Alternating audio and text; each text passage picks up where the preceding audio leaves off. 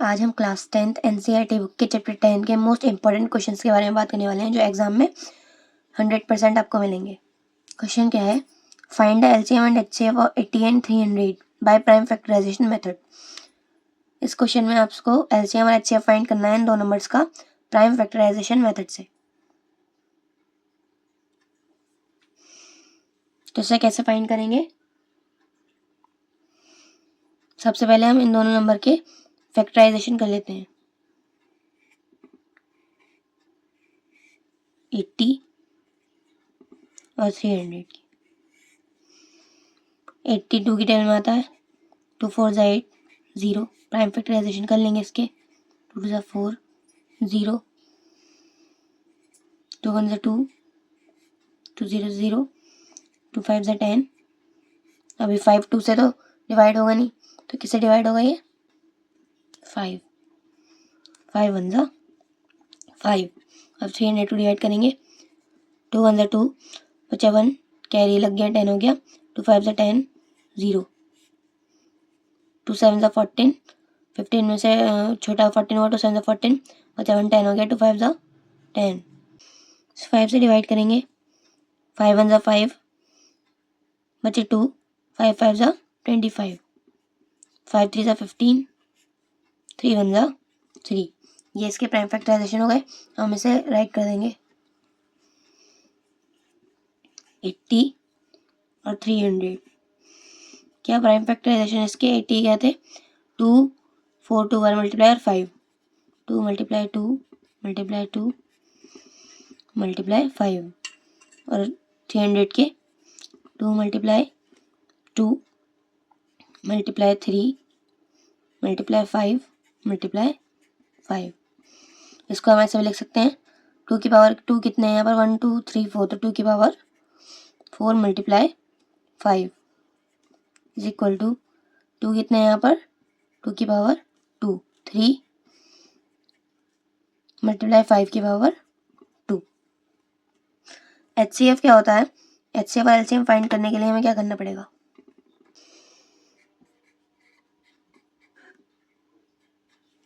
HCF क्या होता है कि इन दोनों नंबर में क्या क्या कॉमन है। तो क्या क्या कॉमन दिख रहा है आपको? एक तो 2 कॉमन है इसमें, एक ही 2 कॉमन है। अब यहाँ और 2 है नहीं, और एक 5 कॉमन है। तो हम ये तीनों चीज़ ले लेंगे जो जो इन दोनों नंबर्स में कॉमन है। 2 मल्टीप्लाई 5। तो इन दोनों के मल्टीप्लाई करेंगे, क्या आएगा? 2 2 4 4 5 20। तो इन दोनों नंबर्स का HCF क्या आएगा? 20। अब LCM कैसे फाइंड करेंगे? LCM हम ऐसे फाइंड करेंगे कि इन दोनों में जो एक फैक्टर है या 2 है, पहले सबसे पहले जो जितने भी नंबर है हम यहाँ पे ले लेते हैं। क्या क्या है, कितने नंबर है इसमें? 2 है, 3 और 5 है। तो हम यहाँ पे ले लेंगे 2 मल्टीप्लाई 3 मल्टीप्लाई 5। अब देखेंगे कि इन दोनों में से इन नंबर्स की जो ज़्यादा पावर होती है, जो सबसे ज़्यादा पावर होगी उसको लेंगे।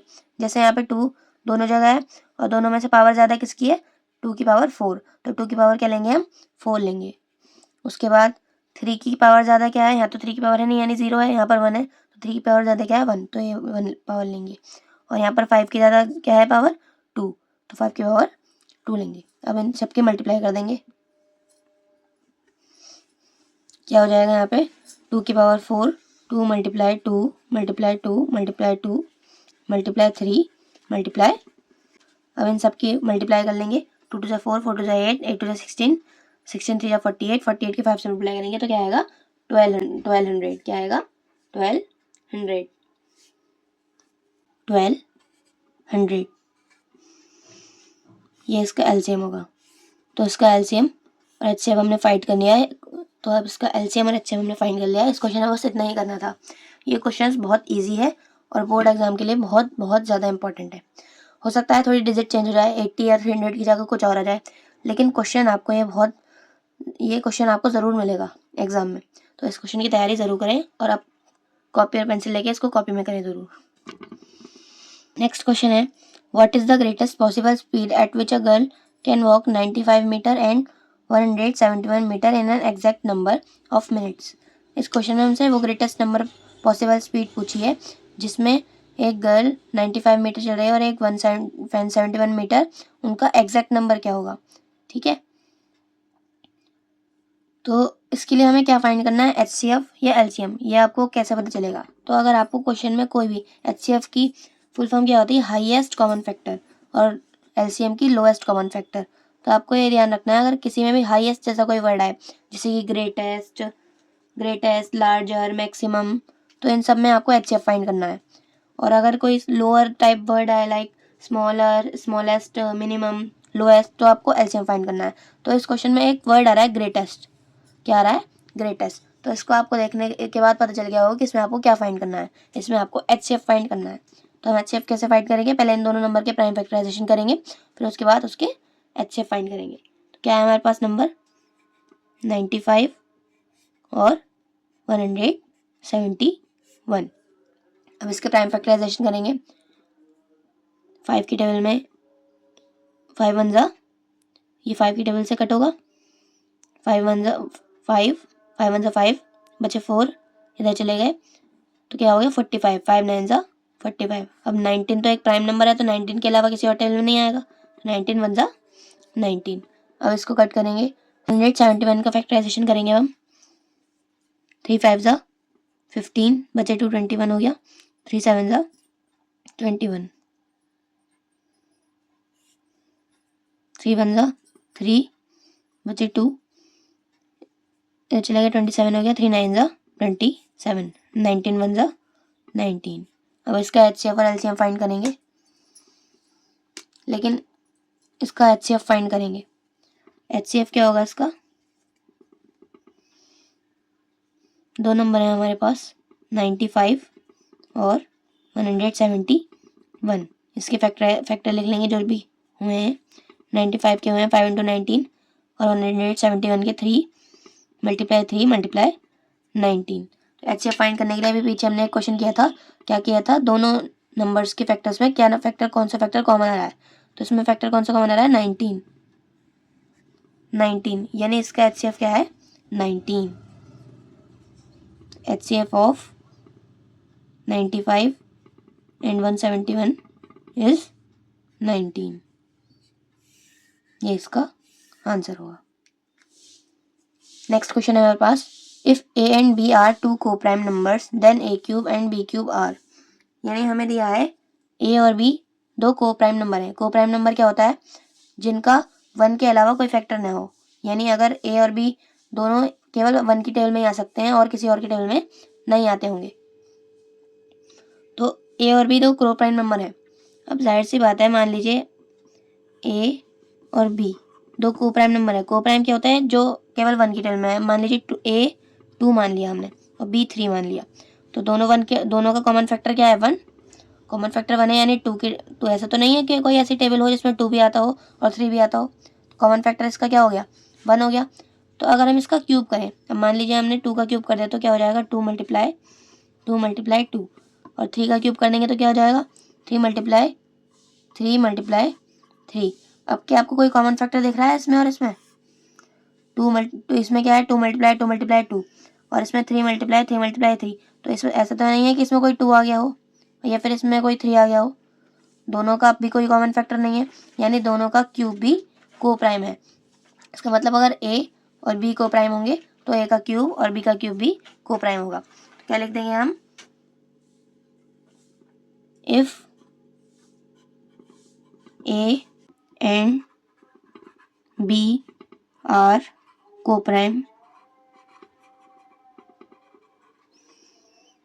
then A cube and B cube are also co-prime। फिर नेक्स्ट क्वेश्चन क्या है हमारे पास, the HCF and LCM of two numbers are 9 and 360 respectively. If one number is 45, find the other number. यानी हमें किन्हीं दो नंबर के HCF और LCM दिए हुए हैं, 9 और 360। HCF क्या है 9 और 360 क्या है LCM। तो उसमें से जिन नंबर के HCF और LCM उनमें से एक नंबर 45 है, तो अदर नंबर क्या होगा ये हमें फाइंड करना है। तो इसके लिए आपको एक फॉर्मूला याद करना होगा। फॉर्मूला क्या होता है, मान लीजिए A और B वो अदर नंबर है, तो क्या होगा, मान लीजिए A और B टू नंबर है जिनका HCF और LCM हमें दिया हुआ है। तो हम इसका फॉर्मूला क्या होता है, A into B is equals to HCF multiply LCM, यानी उन दोनों नंबर का प्रोडक्ट HCF और LCM के प्रोडक्ट के इक्वल होता है। तो इसमें यही फॉर्मूला पुट होगा। अब मान लीजिए हमें उसमें से एक नंबर दिया है, यानी A की वैल्यू 45 दी है। A की वैल्यू कितनी दी है? 45। और HCF क्या दे रखा है? HCF इज इक्वल टू 9 और LCM 360। अब इन वैल्यूज़ को हम इसमें पुट कर देंगे तो हमारे पास B की वैल्यू यानी दूसरे सेकंड नंबर की वैल्यू आ जाएगी। पुट कर दीजिए 45 multiply B is equals to HCF क्या है 9 मल्टीप्लाई LCM 360। अब ये B की मल्टीप्लाई में हमें B की वैल्यू चाहिए तो इसे यहाँ से हटाना पड़ेगा। तो मल्टीप्लाई में तो इधर काय में जाएगा, इधर मल्टीप्लाई में तो इधर काय में जाएगा, डिवाइड में। तो B की वैल्यू क्या हो जाएगी 9 मल्टीप्लाई 360 अपॉन 45। अब इसको कट कर देंगे। 9 की जगह 45 आता है 5 टाइम्स, 9 5 ज़ा 45। अब 5 से इसे कट कर सकते हैं। 5 6 ज़ा 30, 5 7 ज़ा 35, बचे 1, 10 हो गया, 5 2 ज़ा 10। तो B की वैल्यू क्या आएगी 72। यानी अदर नंबर क्या है, किसके HCF और LCM है ये 72 और 45 के। तो आपका 72 क्या होगा आंसर।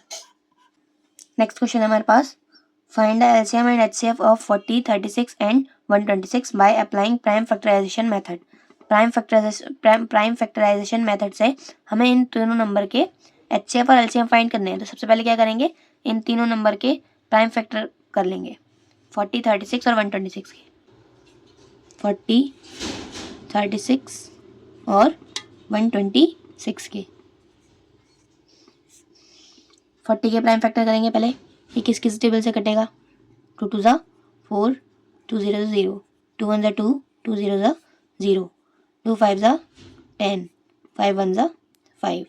अब इसके करेंगे 2 1 ज़ा 2, बच्चे 1 इधर चले गए, 16 हो गया, 2 8 ज़ा 16, 2 9 ज़ा 18, 3 3 ज़ा 9, 3 1 ज़ा 3। अब 126 क्या करेंगे, 2 6 ज़ा 12, 2 3 ज़ा 6। अब ये 3 से कट होगा, 3 2 ज़ा 6, 3 1 ज़ा 3, 3 7 ज़ा 21, 7 1 ज़ा 7। अब हम इसका HCF और LCM कैसे फाइंड करेंगे, सबसे पहले इनके फैक्टर लिख लेते हैं। क्या क्या होते हैं, 40, 36 और 126 के क्या क्या प्राइम फैक्टर हुए इनके, 2 मल्टीप्लाई 2 मल्टीप्लाई 2 मल्टीप्लाई 5, 36 का 2 मल्टीप्लाई 2 मल्टीप्लाई 3 मल्टीप्लाई 3, और 126 के 2 मल्टीप्लाई 3 मल्टीप्लाई 3 मल्टीप्लाई 7। हम इनको पावर में भी लिख सकते हैं। 2 की पावर कितनी है यहाँ पर, 1 2 3, 2 की पावर 3 मल्टीप्लाई 5। यहाँ पर 2 की पावर कितनी है 2 मल्टीप्लाई 3 की पावर 2। यहाँ पर 2 1 ही है, मल्टीप्लाई 3 की पावर 2 मल्टीप्लाई 7 भी सिंगल ही है, 1 है इसकी पावर। अब हम क्या करेंगे, इसका HCF और LCM फाइंड करेंगे। HCF और LCM, तो HCF क्या होगा, अभी आपने इससे पिछले क्वेश्चन में किया था, जो कॉमन हो। अब इन तीनों नंबर में क्या क्या कॉमन है, एक तो 2 कॉमन आ रहा है, देखिए इधर तीनों नंबर में 2 कॉमन है, और क्या कॉमन आ रहा है, और 2 कॉमन आ रहे हैं तीनों में एक साथ, तीनों में अब एक साथ 2 कोई कॉमन नहीं है। अब कुछ भी कॉमन नहीं है इसके अलावा, 2 के अलावा ना कोई 2 कॉमन है, 3 भी तीनों में कॉमन नहीं है, 2 में तो है लेकिन तीनों में होना चाहिए। तीनों में 3 भी नहीं है, तीनों में 5 भी नहीं है एक साथ, और तीनों में 7 भी नहीं है, यानी इसका HCF क्या होगा 2। इन तीनों नंबर का HCF सिर्फ 2 ही होगा, तो इन तीनों नंबर का HCF क्या होगा 2। अब फाइंड करेंगे LCM। मैंने आपको बताया था सबसे पहले जितने भी नंबर इसमें आ रहे हैं तो उन नंबर को लिख लीजिए। कौन कौन सा आ रहा है, 2 3 5 7, 2 मल्टीप्लाई 3 मल्टीप्लाई 5 मल्टीप्लाई 7। अब इनकी जो तीनों में जो सबसे ज़्यादा पावर हो वो लिख लीजिए। 2 की पावर तीनों में सबसे ज़्यादा क्या है 3, तो 3 लिख लेंगे। यहाँ पर 3 की पावर क्या है तीनों में सबसे ज़्यादा, 3 की पावर 2 ही है, क्योंकि यहाँ तो 3 की पावर 0 है, यहाँ 2 है और यहाँ 2 है, तो 3 की पावर 2। 5 की पावर 1 ही है, क्योंकि इन दोनों में 0 है और इसमें 1 है, तो सबसे ज़्यादा ग्रेटेस्ट पावर क्या है 1। 7 की पावर भी 1 ही है। अब इन सबकी मल्टीप्लाई कर देंगे, 2 multiply 2 multiply 2 multiply 3 multiply 3, 3 2 times है, मल्टीप्लाई 5 मल्टीप्लाई 7। अब इनकी मल्टीप्लाई कर लेंगे। 2 2 4, 4 2 8, 8 3 24, 24 की 3 से मल्टीप्लाई करेंगे तो 72 आएगा। 72 की 5 से मल्टीप्लाई करेंगे तो 360 आएगा। 360 की 7 से मल्टीप्लाई करेंगे तो क्या आएगा? 2520। 2520, यही इसका एलसीएम होगा। एचसीएफ क्या आया? 2 और एलसीएम 2520, यही इसका आंसर है। अब हम करेंगे नेक्स्ट क्वेश्चन। नेक्स्ट क्वेश्चन क्या है? Apply Euclid's division lemma to find the HCF of 135 and 225। यानी हमें यूक्लिड्स डिवीजन लेमा का यूज़ करके इन दोनों नंबर का एचसीएफ फाइंड करना है। बहुत ईजी है। सबसे पहले इस नंबर से, छोटे नंबर से बड़े नंबर को डिवाइड कर लेंगे। ये देख लेंगे कि हमें जो भी नंबर दिए हैं इनमें से छोटा नंबर कौन सा है। तो 135 छोटा है इससे, पहले लिख लेंगे 135 इज लेस देन 225। अब क्या करेंगे? जो छोटी वाले नंबर है उससे बड़े वाले नंबर को डिवाइड करेंगे। ठीक है, तो पहले डिवाइड कर लेते हैं। 135 से 225 को डिवाइड करना है बाय यूक्लिड डिवीजन लेमा। किससे करेंगे? By Euclid division lemma.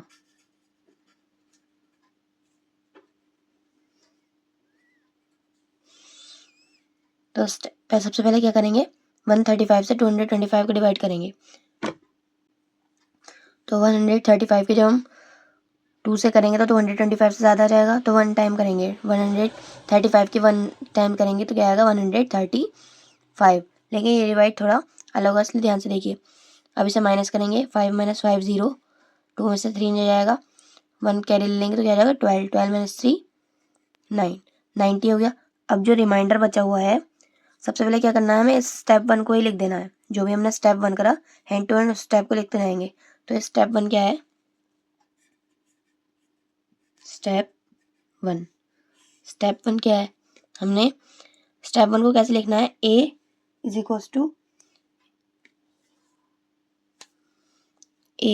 Equals to BQ plus R की तरह लिखना है हमें। जहाँ पर A क्या है? A तो वो नंबर है जिसको हमने डिवाइड किया, और B क्या है? B जिससे डिवाइड किया वो नंबर है, और Q जितने टाइम डिवाइड किया वो नंबर है, और R रिमाइंडर है। तो यानी ये क्या है इसमें? ये B है, और ये क्या है जिससे डिवाइड किया? नहीं, ये A है। ये क्या है? A है, और जिससे डिवाइड किया B, और ये क्या है? क्वेश्चन Q, और ये रिमाइंडर R। ठीक, हम इसे लिख देंगे यहाँ पे। A क्या है? 225। 225 is equals to 135 multiply 1 plus R यानी 90। अब हम क्या करेंगे? जो इसका रिमाइंडर है 90, उससे जिसने डिवाइड किया 225 को, उसको डिवाइड करेंगे। ठीक है, पहले सारे डिवाइड कर लेते हैं। 90 से अब हमें 135, इसको तब तक डिवाइड करना है जब तक लास्ट रिमाइंडर 0 ना आ जाए। 90 से 135 को डिवाइड करेंगे। 2 टाइम्स करेंगे तो 180 आएगा, ज़्यादा आ जाएगा तो 1 टाइम करेंगे। 90 1 ज़ा 90। अब क्या करेंगे? 135 से 90 को माइनस करेंगे तो क्या आएगा? 45। 5 - 0 5, 13 - 9 4। अब इसके रिमाइंडर को इसके किससे डिवाइड करेंगे? डिविज़र से, जिसने से डिवाइड किया 90 को। तो 45 को डिवाइड 90 कितने टाइम आ जाता है? 2 टाइम आ जाएगा। 45 2 ज़ा 90। अब यहाँ आपका रिमाइंडर आ गया 0। अब आपको यहाँ तक नहीं करना, जो भी स्टेप आपने किए उसे लिख देना है। सबसे पहले स्टेप 1 हमने लिख दिया था, अब स्टेप 2 लिखेंगे। स्टेप 2 में क्या है?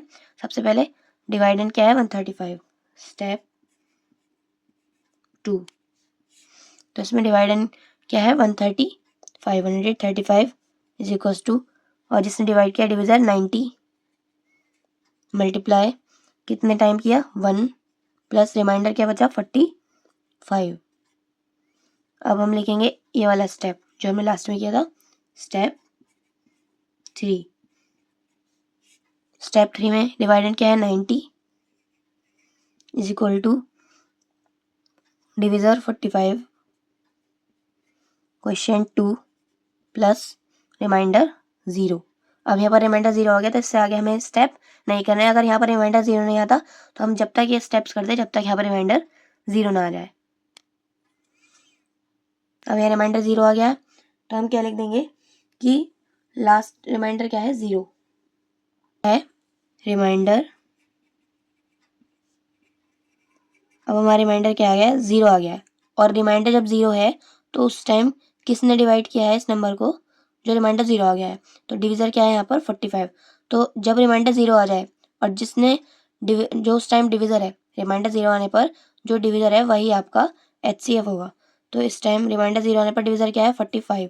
तो यही आपका आंसर होगा। लिख देंगे remainder is equal to zero, then divisor is equals to 45। क्या है, HCF हमारा यही है। हम इसको राइट कर देंगे, HCF हमारा ये है। अब हम इसे लिखेंगे कि HCF, इसे लिखेंगे ऐसे HCF ऑफ, ब्रैकेट में लग देंगे दोनों नंबर जो भी हमें दिए थे, 135, 225 इज इक्वल्स टू 45। यही इसका आंसर होगा। हो सकता है एग्जाम में थोड़ी बहुत डिजिट वगैरह चेंज हो रहा है, लेकिन आपको करना बिल्कुल यही स्टेप है। सबसे पहले क्या करना है, आपको ये देखना है कि दोनों नंबर में से कौन सा नंबर छोटा है। उसके बाद यूक्लिड डिवीजन थ्योरम लगानी है। उसके बाद स्टेप्स करने हैं। सबसे पहले डिवाइड करना है आपको। डिवाइड करके जो भी आप डिविजर वगैरह लिखेंगे तो a is equal to b q plus r के रूप में लिखेंगे, जहाँ पर ए क्या है डिवाइडेंड, बी क्या है डिविजर, क्यू क्वोशिएंट और आर रिमाइंडर। ठीक है, उसको सबसे पहले इस नंबर को डिवाइड करेंगे और जो उसका रिमाइंडर बचता जाएगा उससे बार बार डिविजर को डिवाइड करते रहेंगे जब तक ज़ीरो ना आ जाए। जब ज़ीरो आ जाएगा तो स्टेप लिखेंगे, जो भी हमने स्टेप इसमें करे, first step, second step, third step, जब तक ज़ीरो ना आ जाए। जब रिमाइंडर ज़ीरो आ जाए तो उस टाइम जो डिविजर है वही उसका HCF होगा, उन दोनों नंबर का HCF होगा। अब हमारे पास नेक्स्ट क्वेश्चन है, without actually performing the long division state whether the following rational number will have a terminating decimal और non terminating decimal. Terminating decimal कौन सा होता है, जब अगर हम किसी नंबर से किसी भी नंबर को डिवाइड करें। मान लीजिए मैंने 45 को 64 को डिवाइड किया, 45 से 64 को डिवाइड करूँगी तो जो डिवीज़न का आंसर है वो ख़त्म हो जाए। जैसे कि मान लीजिए 4/2 है, तो 2 से अगर मैं 4 को डिवाइड कर रही हूँ तो 2 2 4 आ रहा है। या फिर आप मान लीजिए 5 है, 5/2, तो 2 से अगर मैं डिवाइड करूँगी तो 2 2 4 बचा 1, पॉइंट लाएंगे, 0 बढ़ाएंगे, 2 5 10। अब ये मतलब ये डिवीज़न यहीं रुक गया है, चल नहीं रहा है लंबा, तो ऐसे डिवीज़न को कहते हैं टर्मिनेटिंग। और जो ऐसा डिवीज़न हो जो चलते ही जाए, जैसे कि मान लीजिए अगर 3 से डिवाइड करेंगे तो क्या होगा, 3 3 9, फिर पॉइंट, फिर 1 बचेगा, पॉइंट लाएंगे, 0 बढ़ाएंगे, फिर 3 3 9, यानी ये कभी ख़त्म ही नहीं होगा। 3 3 9 3 3 9 चलता ही जाएगा। ठीक है, तो ऐसे डिवीज़न को क्या बोलते हैं, नॉन टर्मिनेटिंग डेसिमल। ऐसे डेसिमल को क्या बोलते हैं, नॉन टर्मिनेटिंग डेसिमल। तो हमें यही बिना डिवीज़न के बताना है, इसमें बिना डिवीज़न के ये बताना है कि इसका जो एक्सपेंशन होगा, इसका जो डेसिमल टर्मिनेटिंग होगा, डेसिमल होगा वो टर्मिनेटिंग होगा या नॉन टर्मिनेटिंग। इसको कैसे बताएंगे हम, इसका एक फॉर्मूला थ्योरम होती है कि अगर हम इसके डिवीज़न का फैक्टराइजेशन करेंगे, अगर इसके जो लास्ट में इसका जो डिनोमिनेटर है इसका फैक्टराइजेशन करेंगे तो अगर वो 2 की पावर n और 5 की पावर m के रूप का आ रहा है, 2 की पावर n क्या डेनोमिनेटर, अगर इसका डेनोमिनेटर 2 की पावर n और मल्टीप्लाई 5 की पावर m के रूप का आ रहा है तो क्या होगा, ये टर्मिनेटिंग होगा, इसका डेसिमल एक्सप्रेशन टर्मिनेटिंग होगा। और अगर नहीं आ रहा है तो टर्मिनेटिंग नहीं होगा। तो हम क्या करेंगे, डिवीज़न करके देखेंगे। फर्स्ट क्वेश्चन करेंगे तो आपको अच्छी तरीके से समझ में आएगा। फर्स्ट क्वेश्चन क्या है हमारे पास, हमें 13/3125 को बताना है कि इसका डेसिमल एक्सपेंशन टर्मिनेटिंग है या नॉन टर्मिनेटिंग। तो सबसे पहले क्या करेंगे, इसका जो डेनोमिनेटर है उसका हम प्राइम फैक्टराइजेशन करेंगे। करिए, 5 6 30 बचा 1 12 हो जाएगा, 5 2 10, 5 5 25, 5 1 5, 5 2 10, 5 5 25, 5 2 10, 5 5 25, 5 5 25, 5 1 5। तो क्या हो गया इसका 3125 का डेसिमल एक्सपेंशन क्या हो गया, प्राइम फैक्टराइजेशन क्या हो गया, 5 की पावर 1 2 3 4 5, 5 की पावर 5 हो गया, 5 5 है ना, 5 की पावर 5 और 2 की पावर तो हम 0 मान ही सकते हैं, इसके मल्टीप्लाई में मान लेंगे 2 की पावर 0, यानी 2 की पावर तो कोई है नहीं, 2 की पावर 0 है। तो इसका जो डेसिमल एक्सपेंशन है वो 2 की पावर n और 5 की पावर m के रूप का आ रहा है, जहाँ पर n is equal to 0, n की वैल्यू तो 0 है, ठीक है, और m की वैल्यू क्या है, m की जगह 5 है ना, तो m की वैल्यू क्या है 5। तो हम कह सकते हैं कि इसका जो डेनोमिनेटर है उसका एक्सप्रेशन 2 की पावर n और 5 की पावर m के रूप का है। तो यानी ये जो पूरा नंबर है, ये जो पूरा फ्रैक्शन है, ये क्या है, इसका जो डेसिमल एक्सपेंशन है वो क्या है, टर्मिनेटिंग है। तो हम लिख सकते हैं here denominator is of the form 2 to the power n multiply 5 to the power m, ठीक है, where m is equals to 5 and n is equals to 0। तो क्या कह सकते हैं हम, it means 13/1325 13/3125 has a terminating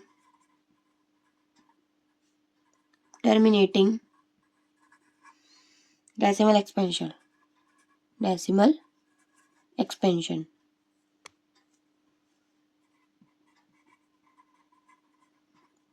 बस यही आ गया इसका आंसर। सबसे पहले आपको देखना है डेनोमिनेटर 2 की पावर n और m की 5 की पावर m का रूप का हो, प्राइम फैक्टराइजेशन करेंगे। अगर इस रूप का है तो टर्मिनेटिंग है और नहीं है तो नॉन टर्मिनेटिंग है, ठीक है। तो हमने टर्मिनेटिंग वाला करा, अब एक नॉन टर्मिनेटिंग डेसिमल वाला करके देखते हैं। बहुत इंपॉर्टेंट क्वेश्चन है एग्जाम के लिए, एग्जाम में बहुत बार पूछे गए हैं। हो सकता है डिजिट में थोड़ी बहुत चेंज हो, लेकिन एग्जाम में आने के पूरे चांस है। नेक्स्ट क्वेश्चन है हमारे पास 64/455। अब हम सबसे पहले यही करेंगे, इसके डेनोमिनेटर का फ्रैक्शन करेंगे। 455 5 5 91 क्या प्राइम नंबर किसी टेबल में आता तो 91 टाइम फैक्टराइजेशन क्या हुआ, 455 का 5 × 91, जो कि 5 की पावर n और 2 की पावर n और 5 की पावर m का रूप का नहीं है। तो क्या लिखेंगे हम यहाँ पर कि हेयर डेनोमिनेटर इज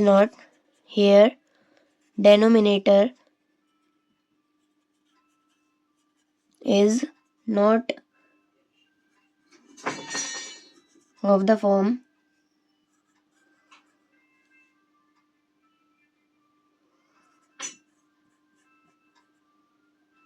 इस फॉर्म का नहीं है।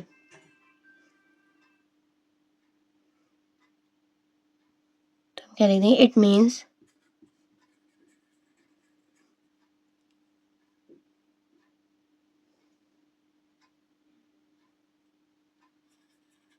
Rational number 64/455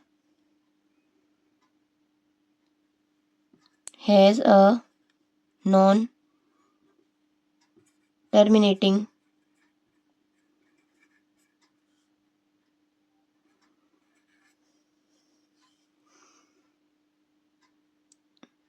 decimal expansion।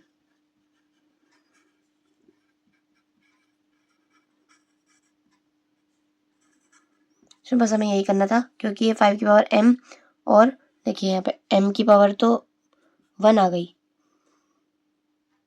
लेकिन आप ये कह सकते हैं, आप ये सोच रहे होंगे कि यहाँ तो 2 की पावर 0 भी मान सकते हैं, ठीक है, मान लीजिए 2 की पावर 0 कि हमने मान लिया n की 0 है, लेकिन यहाँ पे 91 एक्स्ट्रा है।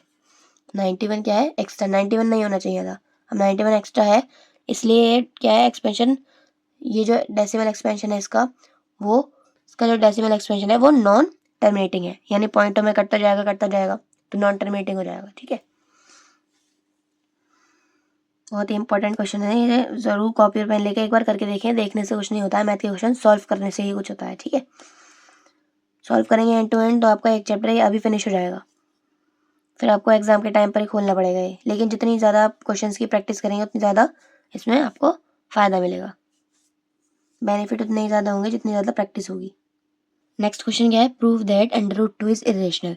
यह हमें प्रूव करना है कि √2 एक इरेशनल नंबर है। तो इस क्वेश्चन का प्रोसेस क्या है, सबसे पहले हम ये लेके चलेंगे कि √2 ये हम अज्यूम करके चलेंगे कि √2 एक रेशनल नंबर है। रेशनल नंबर क्या होता है? जो पी बाई क्यू की फॉर्म में हो। एक रेशनल नंबर क्या होता है? जो पी अपॉन क्यू की फॉर्म में हो, न्यूमरेटर अपॉन डिनोमिनेटर, जहाँ पर क्यू 0 के इक्वल ना हो और पी और क्यू को प्राइम नंबर हो। को प्राइम का मतलब इनका फैक्टर 1 ही हो। जैसे मान लीजिए 2/3 है, तो 2 और 3 ये 1 की टेबल के अलावा दोनों में एक साथ नहीं आ सकते। 1 की टेबल में एक साथ आएंगे, यानी 1 की टेबल में 2 भी आएगा, 3 भी। ऐसी और कोई टेबल नहीं हो जिसमें दोनों डिजिट आए ऊपर नीचे, तो इन दोनों नंबर को हम को प्राइम कहेंगे। ठीक है, तो हम ये अज्यूम करके चलेंगे कि √2 एक रेशनल नंबर है, यानी पी बाई क्यू के रूप का है, जो को प्राइम है। लेकिन लास्ट में जब हम इसे सॉल्व करेंगे तो ये निकलेगा कि √2 जो हमने पी बाई क्यू माना था उसका एक और फैक्टर है। अब एक और फैक्टर है तो यानी वो को प्राइम नहीं है, और को प्राइम नहीं है तो रेशनल भी नहीं है। रेशनल नहीं है तो यानी हमने जो अज्यूम किया होगा वो गलत होगा, तो इरेशनल निकल जाएगा इसका। अब हम इसे सॉल्व करेंगे। सबसे पहले क्या अज्यूम करके चलेंगे कि √2 एक रेशनल नंबर है। लिख देंगे लेट √2 भी रेशनल। हमने रेशनल अज्यूम कर लिया, तो रेशनल नंबर किसके फॉर्म का होता है? तो हम क्या लिख देंगे? √2 को P by P upon Q के रूप में लिख सकते हैं, जहाँ पर पी और क्यू क्या है? को प्राइम है। जहाँ पर पी और क्यू ये दोनों नंबर क्या है? को प्राइम नंबर है। को प्राइम मैंने अभी आपको बताया, जो पी और क्यू 1 के अलावा किसी और की टेबल में ना है तो वो को प्राइम हो गए। ठीक है, अब हम क्या करेंगे? इस इक्वेशन का ये एक इक्वेशन बन गई है। ठीक है, तो इसका दोनों साइड स्क्वायर कर देंगे। लिख देंगे squaring both side. Squaring both sides, दोनों साइड स्क्वायर कर देंगे। √2 का स्क्वायर क्या हो जाएगा? 2, और यहाँ पी का स्क्वायर अपॉन क्यू का स्क्वायर। अभी क्यू स्क्वायर यहाँ डिवाइड में, इधर हम इसे मल्टीप्लाई में भेज सकते हैं। क्या हो जाएगा? 2q² is equals to p square. इसको p square is equals to 2q² लिख सकते हैं हम। एक थ्योरम होती है कि अगर कोई पॉजिटिव इंटीजर, अगर कोई प्राइम नंबर प्राइम नंबर तो जानते हैं आप, जो अपने और 1 के अलावा किसी और की टेबल में ना आए, तो अगर कोई प्राइम नंबर का स्क्वायर किसी के स्क्वायर को डिवाइड कर रहा है, किसी दूसरे प्राइम नंबर के स्क्वायर को डिवाइड कर रहा है, तो वो उसके बिना स्क्वायर को भी डिवाइड करेगा। जैसे मान लीजिए अगर 2 4 के स्क्वायर को डिवाइड करेगा, 4 का स्क्वायर क्या होता है? 16, तो 2 की टेबल में 16 तो आ जाएगा, तो यानी 2 4 को भी डिवाइड करेगा। अगर 2 4 के स्क्वायर को डिवाइड कर रहा है तो 2 4 को भी डिवाइड करेगा। तो इसमें यही बता थ्योरम में यही है कि अगर मान लीजिए पी स्क्वायर क्यू स्क्वायर को डिवाइड कर रहा है तो पी क्यू को भी डिवाइड करेगा। अब हम क्यों कर रहे हैं ये बात? क्योंकि हमें यहाँ पर क्या दिख रहा है? अगर इसका एक 2 फैक्टर हो गया, यानी अगर कोई भी डिजिट है, मान लीजिए 8 है, अगर मैं उसे लिखूँ 2 × 4, तो इसका मतलब क्या है कि ये जो 8 है वो 2 की टेबल में आता है, तभी तो 2 × 4 लिख रहे हैं। तो यहाँ पर क्या लिखा है हमें? P square equal to 2 × q square. यही तो लिखा है 2 × क्यू स्क्वायर। इसका मतलब क्या है कि 2 की टेबल में q square time p square आ रहा है, यानी जाहिर सी बात है कि ये जो क्यू स्क्वायर है, ये जो 2 है, ये पी स्क्वायर को डिवाइड कर रहा है। तो हम लिख सकते हैं 2 डिवाइड्स पी स्क्वायर। और वो थ्योरम से जो मैंने अभी आपको बताया कि अगर कोई प्राइम नंबर किसी भी इंटीजर के स्क्वायर को डिवाइड कर रहा है तो उस इंटीजर को भी डिवाइड करेगा। अगर 2 पी स्क्वायर को डिवाइड कर रहा है तो 2 पी को भी डिवाइड करेगा। तो हम लिख देंगे 2 डिवाइड्स पी ऑल्सो, यानी 2 पी को भी डिवाइड करेगा। अब जाहिर सी बात है 2 अगर पी स्क्वायर को डिवाइड कर रहा है, अगर मान लीजिए 2 4 के स्क्वायर को डिवाइड कर रहा है तो 2 4 को भी डिवाइड करेगा। ठीक है, तो अब क्या करेंगे? हम इसको इक्वेशन नंबर 1 एज्यूम कर लेंगे। क्वेश्चन नंबर 1, ठीक है। अब मान लीजिए अगर 2 डिवाइड कर रहा है पी को, जैसे अगर मैं ये लिख सकती हूँ कि अगर 2 8 को डिवाइड कर रहा है तो हम 8 को 2c के रूप ऐसे लिख सकते हैं ना, 2 × 4 की जितने टाइम में डिवाइड कर रहा है, तो 2 पी को डिवाइड कर रहा है तो पी को हम 2c लिख सकते हैं। सी का कोई भी नंबर हो सकता है, क्योंकि हमें पता नहीं है कि 2 की टेबल में कितने टाइम आ रहा है पी, तो सी की जगह 1 2 3 कुछ भी हो सकता है। हमने मान लिया कि पी इक्वल टू 2c है, हमने लेट कर लिया कि पी इक्वल टू 2c है, यानी 2 किसी भी नंबर से पी को डिवाइड कर रहा है, तो हमने 2c लिख दिया। ऐसे जैसे 8 को लिखा ना 2 × 4, जब 8 को 2 4 टाइम डिवाइड कर रहा है तो यहाँ 4 की जगह सी है कि 2p को c टाइम डिवाइड कर रहा है, हमने मान लिया अपने पास से। अब क्या करेंगे, p की वैल्यू इक्वेशन 1 में पुट कर देंगे। क्या होगा, p की जगह रख देंगे 2c square is equals to 2q square. 2c square तो 4c स्क्वायर हो जाएगा, 2 का स्क्वायर 4 हो जाएगा और c का स्क्वायर 2/q स्क्वायर। अब ये 2 क्या होगा, इसके डिवाइड में चले जाएगा, तो ये हो जाएगा 4c square upon 2 is equal to q square. अब ये 2 × 4 हो जाएगा, यानी 2c square is equals to q square हो जाएगा। इसको हम ये भी लिख सकते हैं q square is equals to 2c square. ठीक है, अब यहाँ पे भी वही आ गया है कि 2, अब यहाँ पे हमें क्या दिख रहा है कि 2 q स्क्वायर को डिवाइड कर रहा है, भाई मल्टीप्लाई में आ रहा है तो 2 q स्क्वायर को भी डिवाइड करेगा। तो हम लिख देंगे, तो हम क्या लिख देंगे, 2 डिवाइड्स q स्क्वायर। अब q स्क्वायर को डिवाइड करेगा तो q को भी करेगा, 2 डिवाइड्स q ऑल्सो, q को भी डिवाइड करा इसने। ठीक है, इसका मतलब क्या है, इसका मतलब ये है कि 2 q को भी डिवाइड कर रहा है और 2p को भी डिवाइड कर रहा है। तो हम लिख देंगे कि 2 divides p and q both, 2 divides p and q both, दोनों को डिवाइड कर रहा है। और दोनों को डिवाइड कर रहा है इसका मतलब क्या है कि 2 एक और फैक्टर हो गया p और q का, यानी 2 की टेबल में भी p और q आ रहे हैं। लेकिन हमने तो स्टार्टिंग में ये माना था कि p और q को प्राइम है। को प्राइम तो वो होते हैं जिनका कोई और फैक्टर ही ना हो, लेकिन यहाँ पर एक और फैक्टर आ गया, इनका 2 और इनका एक और फैक्टर आ गया। इसका मतलब क्या है कि ये रेशनल नंबर है ही नहीं। यानी हमने जो माना था स्टार्टिंग में कि एक रेशनल √2 एक रेशनल नंबर है, तो √2 एक रेशनल नंबर नहीं है। हमारा अजम्पशन क्या है, रॉन्ग है, जो हमने सोचा था वो गलत हो गया। तो हम क्या लिख देंगे, 2 divides p and q both.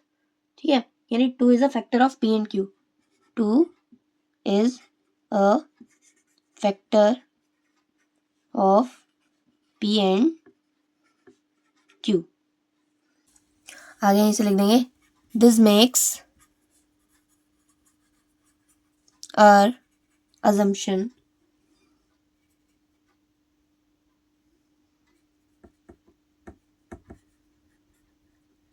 wrong. This makes our assumption wrong that under root 2 is a rational number.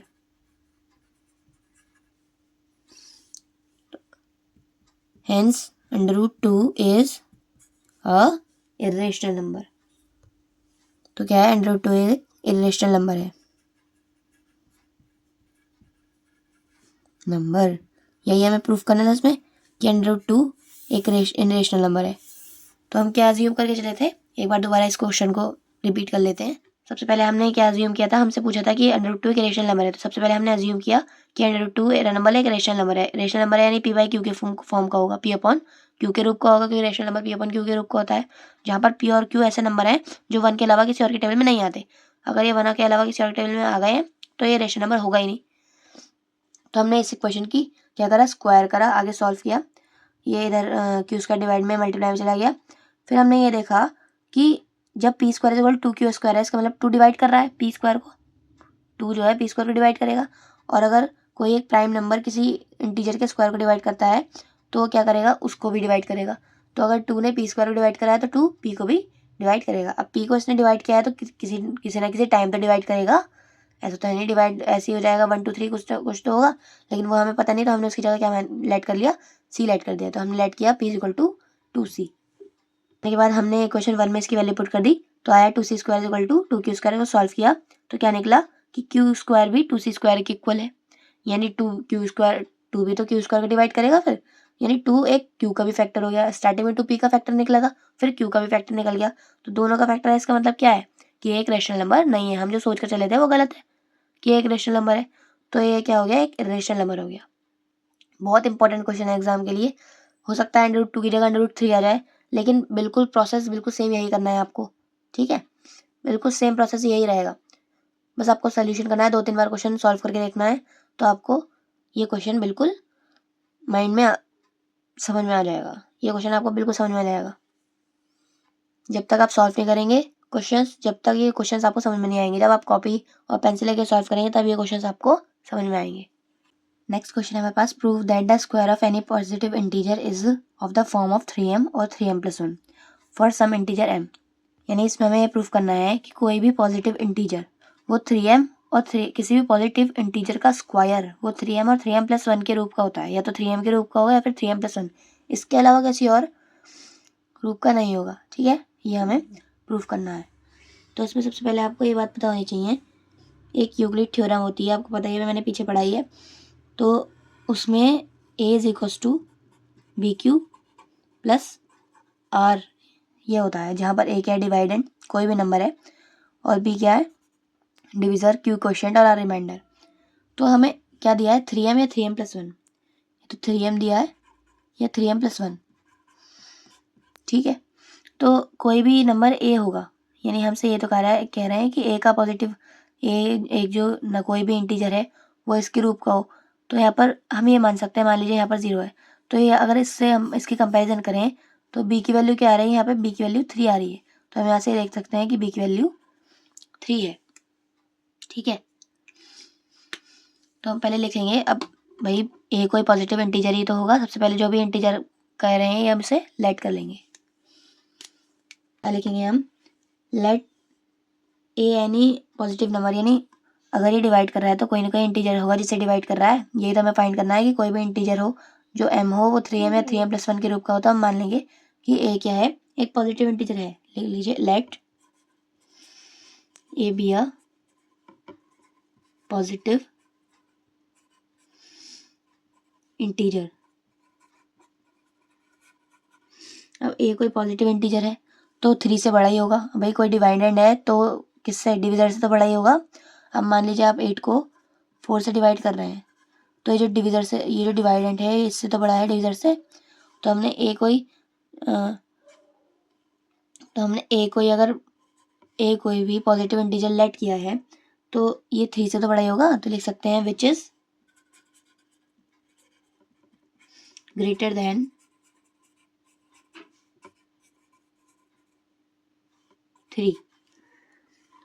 3 से, इसका मतलब पहले हम लिख देंगे b की वैल्यू क्या है, b is equals to 3। b की वैल्यू अभी हमने यहाँ से देखी, b की वैल्यू कितनी आ गई 3। अब b की वैल्यू 3 है तो जो भी हमारा रिमाइंडर आएगा, यानी मान लीजिए अगर हम इसको डिवाइड कर रहे हैं 4 से 8 को डिवाइड करेंगे, क्या होगा 4 टू ज़ा 8, रिमाइंडर क्या बचेगा 0। ठीक, या फिर मान लीजिए 3 से डिवाइड कर रहे हैं हम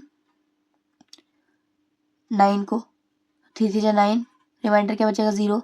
या फिर अगर हम 2 से डिवाइड कर रहे हैं 8 को, क्या आएगा 2 4 ज़ा 8।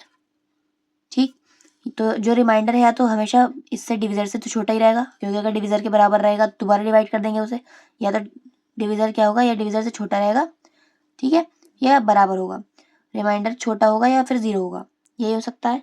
तो हम लिख देंगे कि यानी हमें जो रिमाइंडर होगा वो 3 से कम ही तो होगा।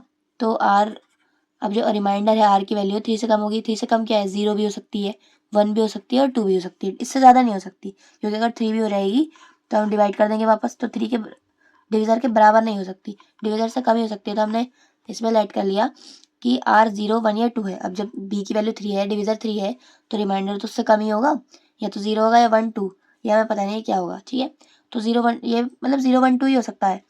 तो इसको हम आगे सॉल्व करेंगे। सबसे पहले जो हमें इक्वेशन मिलेगी a प्लस बी क्यूब, एक इक्वेशन बनाएंगे यूक्लिड थ्योरम से, उसमें पहले r की वैल्यू 0 पुट करेंगे, 1 पुट करेंगे, 2 पुट करेंगे, तो फिर उसका स्क्वायर करके देखेंगे कि वो जो इंटीजर हमने लेट किया है वो a स्क्वायर वो 3m और 3m+1 के रूप का आता है या नहीं। तो हम क्या करेंगे, सबसे पहले यूक्लिड थ्योरम लगाएंगे इसमें, बाय यूक्लिड डिवीजन थ्योरम। क्या है यूक्लिड डिवीजन थ्योरम, अभी पीछे भी मैंने पढ़ाई है आपको, a is equals to b q plus r. इसको हम इक्वेशन नंबर 1 लेट कर लेंगे, क्योंकि हमने a को पॉजिटिव इंटीजर लेट किया, ठीक है, और b की वैल्यू हमें पता है, और r की वैल्यू हम एक एक करके पुट करेंगे, पहले 0 1 2, फिर हम देखेंगे कि ये जो पॉजिटिव इंटीजर है ये सच में 3m या 3m+1 के रूप का है या नहीं। सबसे पहले केस 1 क्या है हमारे पास, केस के हिसाब से लेंगे, पहले r और 0 लेंगे तो केस 1 होगा, फिर 1 लेंगे, केस 2 लेंगे। सबसे पहले क्या लेंगे हम, case 1।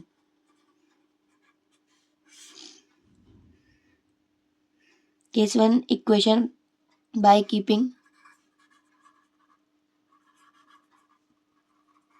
r is equals to 1 0, पहले 0 पुट करेंगे, r is equal to 1 in equation 1। इस इक्वेशन में b की वैल्यू पुट करो और r की जगह 0 पुट करो, क्या हो जाएगा, a is equal to b की जगह 3 हो जाएगा, b की वैल्यू 3 है और q ऐसे ही रहेगा, प्लस r की जगह 0 हो जाएगा, तो क्या हो जाएगा a, तो 3q में कोई भी 0 ऐड करेंगे तो क्या आएगा, a is equal to 3q। ठीक है, अब हमें पॉजिटिव इंटीजर का स्क्वायर बोला था क्वेश्चन में, तो हम इसका स्क्वायर कर देंगे।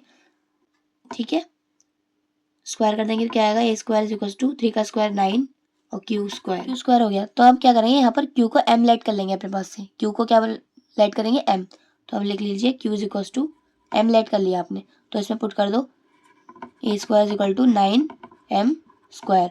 अब इसमें से क्या 3 कॉमन नहीं आ सकता, हम इसे ऐसे नहीं लिख सकते, a square is equal to 3 common कर लेंगे, अंदर क्या बचेगा 3m स्क्वायर, ऐसे तो लिख ही सकते हैं, लिख सकते हैं ऐसे, तो हमने ऐसे लिख लिया। और ये जो 3m स्क्वायर है इसको हम m लेट कर लेंगे, लिख लेंगे let 3m square is equal to m, तो हमने इसे m लेट कर लिया, तो क्या हो जाएगा, a square is equal to 3m। तो फर्स्ट तो प्रूफ हो गया, ये हम इक्वेशन 1 लेट करेंगे, इक्वेशन 2 क्योंकि 1 हम ऑलरेडी लेट कर चुके हैं। ठीक है, अब हम केस सेकंड लेंगे जिसमें r की वैल्यू 1 पुट करेंगे, क्योंकि एक हमारा आ गया है कि 3m के रूप का है ये। ठीक है, आपको हमेशा हर बार ऐसे ही करना है कि कोई भी आपके पास इक्वेशन आ जाए, अगर जितने में से 3 कॉमन आता है तो 3 कॉमन कर लो, बाकी को m लेट कर लो, कैपिटल M। ठीक है, तो सबसे केस 2 लेंगे अब हम। केस 2 क्या है हमारे पास, by keeping r is equal to 1 in equation 1, लिख देंगे a is equal to b की वैल्यू 3 और r की वैल्यू b की वैल्यू 3 हो गई, यहाँ पे क्या था q, और जहाँ q की जगह हमें m लेट किया है, पहले लिख लेते हैं 3q प्लस r की वैल्यू हो गई 1 और q की जगह हमने m लेट कर लिया सभी के लिए, तो q की जगह क्या लिखना है आपको m, क्या हो जाएगा 3m प्लस 1, ये हो गया आपके पास। अब इसका स्क्वायर करेंगे क्योंकि हमें इंटीजर चाहिए, हमें स्क्वायर इंटीजर का स्क्वायर चाहिए, तो क्या लिखेंगे, स्क्वायर करेंगे तो क्या हो जाएगा, a square is equal to 3m plus 1 का स्क्वायर। ठीक है,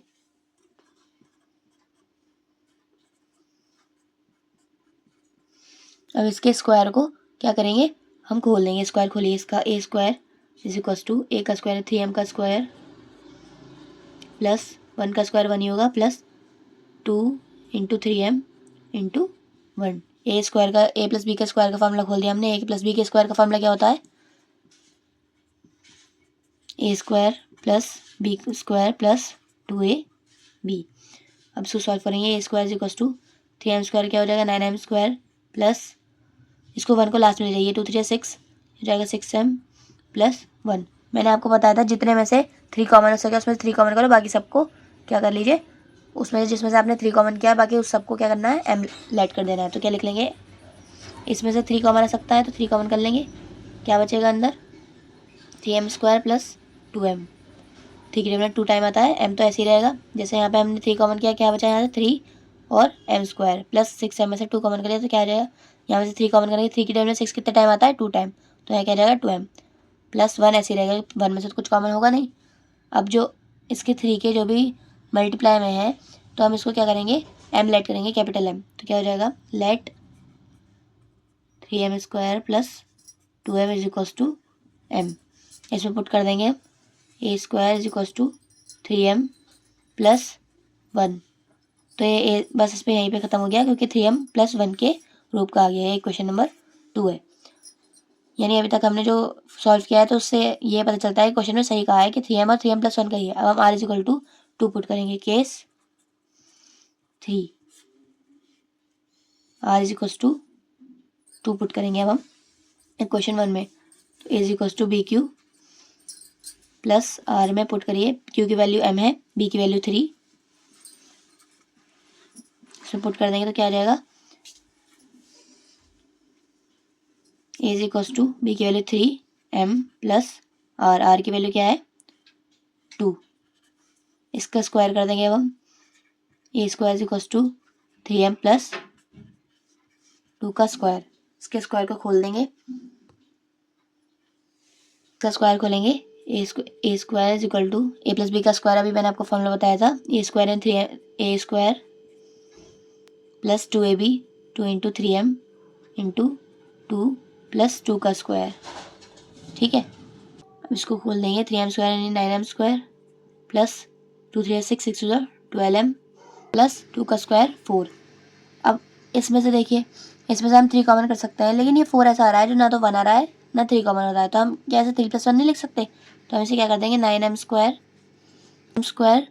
प्लस 12m प्लस इसको 3 + 1 लिख लेंगे हम। ठीक है, अब हम इतने में से 3 कॉमन कर सकते हैं, तो 3 कॉमन कर लेंगे, इसे 3 कॉमन कर ले तो क्या बचेगा यहाँ पर 3m स्क्वायर प्लस 3 की टेबल में 12 कितने टाइम आता है 4 टाइम, और m तो ऐसे रहेगा 4m प्लस यहाँ से 3 कॉमन किया तो क्या बचा 1 प्लस 1 बार है ही। अब हम इस पूरे को m लेट कर लेंगे, तो क्या लिखेंगे let 3m square plus 4m plus 1 is equals to capital M। क्या हो जाएगा ये a square is equals to 3m plus 1। ये हो गया क्वेश्चन नंबर 4। ये ऊपर क्वेश्चन नंबर 3 है। अब आर की जितनी वैल्यू थी पुट कर दी हमने, तो हमें क्या देख रहा है कि तीनों जो भी पॉजिटिव इंटीजर है, ये जो आए हैं पॉजिटिव इंटीजर का स्क्वायर या तो 3m के रूप का आया है 3m + 1 के रूप का है। यानी क्वेश्चन में सही कह रहे थे कि जो भी कोई भी अगर पॉजिटिव इंटीजर का जो स्क्वायर होगा वो 3m या 3m + 1 के रूप का होगा। ठीक है, तो ये हमारा क्या हो गया है प्रूफ हो गया है, जो उस क्वेश्चन में कहा था ये हमारा सॉल्व होकर पता चल गया है कि किसी भी पॉजिटिव इंटीजर का स्क्वायर है, हमने प्रूफ कर दिया वो 3m + 1 या 3m के रूप का होता है। ठीक है, क्वेश्चन 1 में आया था कि ए स्क्वायर 3m के रूप का है, 2 और 3 में आया है कि 3m + 1 के रूप का है, तो इससे हम लिख सकते हैं, तो हम क्या लिख सकते हैं equation 1 2 3 and 4 show that the square of any positive integer, the square of any positive integer for any integer m is of the form 3m और 3m + 1। यही हमें प्रूव करना था कि कोई भी पॉजिटिव इंटीजर का स्क्वायर 3m या 3m + 1 के ग्रुप का होता है।